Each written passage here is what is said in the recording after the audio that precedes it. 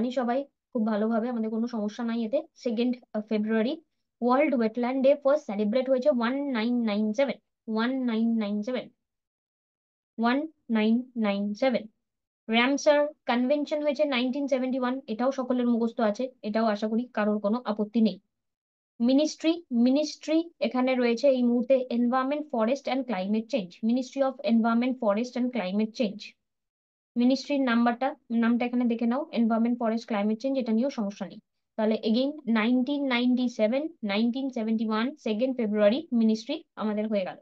এবার তোমরা সবাই মিলে বললে তামিলনাড়ু, ঠিক কথা বলেছিলে, বাট 14 বলেছিলে। আমার মনে হয় সেটা ভুল বলেছো তোমরা, বিকজ এটা 16 হবে। 16, ঠিক আছে। 16, তামিলনাড়ু 16। ওকে, ফাইন। আচ্ছা, এবার তারপরে তোমরা মহারাষ্ট্র, মধ্যপ্রদেশ, অনেকে অনেক কিছু বললে, ঠিক আছে। আচ্ছা, মনে হয় সেটাও পরিবর্তিত হয়ে গেছে, বিকজ সেটা হয়ে গেছে উত্তরপ্রদেশ, ঠিক আছে। 1971 ছিল রঞ্জিতা, উত্তরপ্রদেশ। তাহলে ব্রেনকে বলো কি, তামিলনাড়ু আর উত্তরপ্রদেশ। ডান, তামিলনাড়ু, উত্তরপ্রদেশ।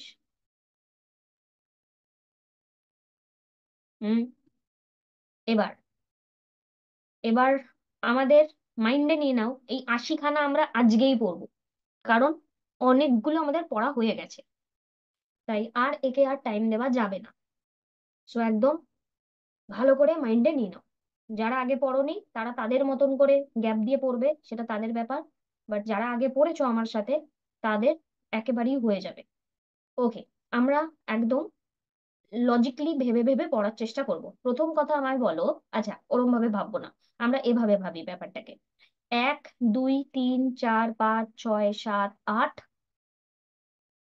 9, 10, 11, 12, 13,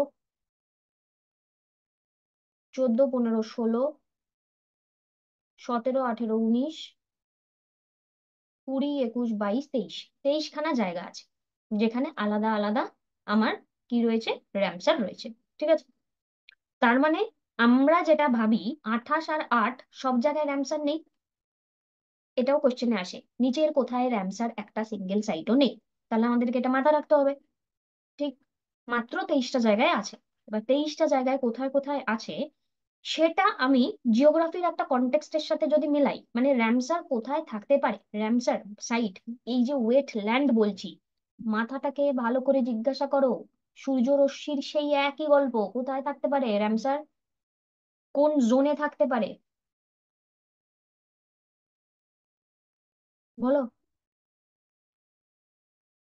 সেই যে পড়েছি আমরা, কোন জোনে থাকতে পারে, ইকুইটোরিয়াল জোনে। ইকুইটোরিয়াল জোনে থাকলো, ট্রপিক্যাল জোন থাকলো, যেই নামই বলো না কেন, ইকুইটোরিয়াল বলো, ট্রপিক্যাল বলো। আচ্ছা, টেম্পারেট জোন, এটা নয় আমাদের এখানের রেসপেক্টে রয়েছে, ওয়ার্ল্ডের লেভেলে টেম্পারেট জোন।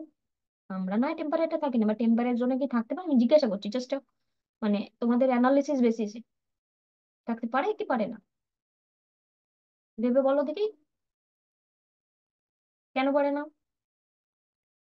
কেন পারে না, কেন, কারণ বলো, কারণ কি।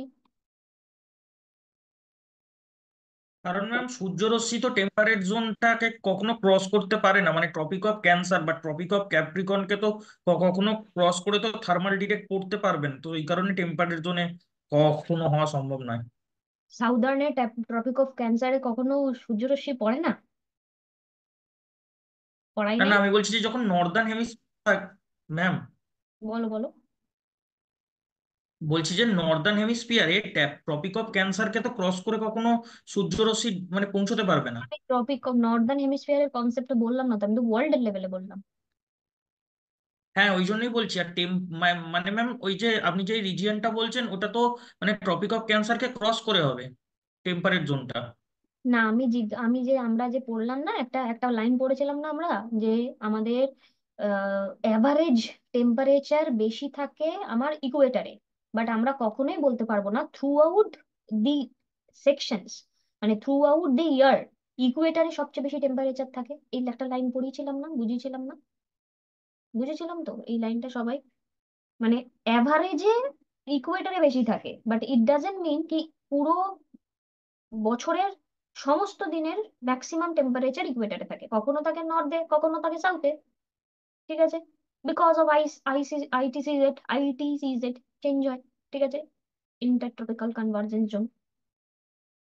সো এবার এই যে চেঞ্জেসটা হলো, এই চেঞ্জেস এর বেসিসে মানে আমি এইটা তোমাদের ব্রেনকে জিজ্ঞাসা করতে চাইছি, ওয়েটল্যান্ড ফরমেশনের জন্য আমার অবশ্যই রেন দরকার। রেন ছাড়া ওয়েটল্যান্ড পসিবল না।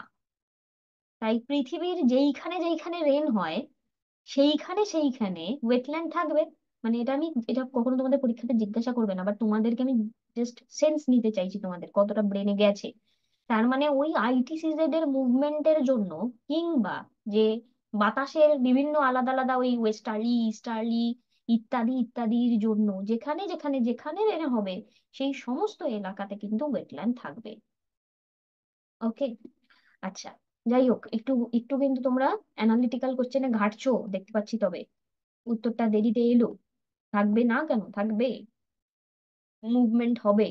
যাই হোক, 23খানা জায়গা পড়লাম, তো 23খানা জায়গাকে বেছে বেছে চট করে পড়ে ফেলি। ওয়েস্ট বেঙ্গলে দুইটা আছে সবার আগে, ইস্ট কলকাতা ওয়েটল্যান্ড আর সুন্দরবন, সবাই জানো একদম, সবাই জানো তো? হ্যাঁ।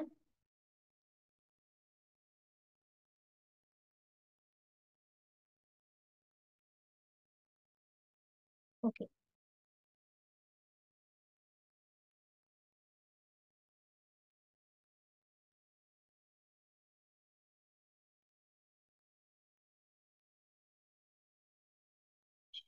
একটা পড়া হয়ে গেল।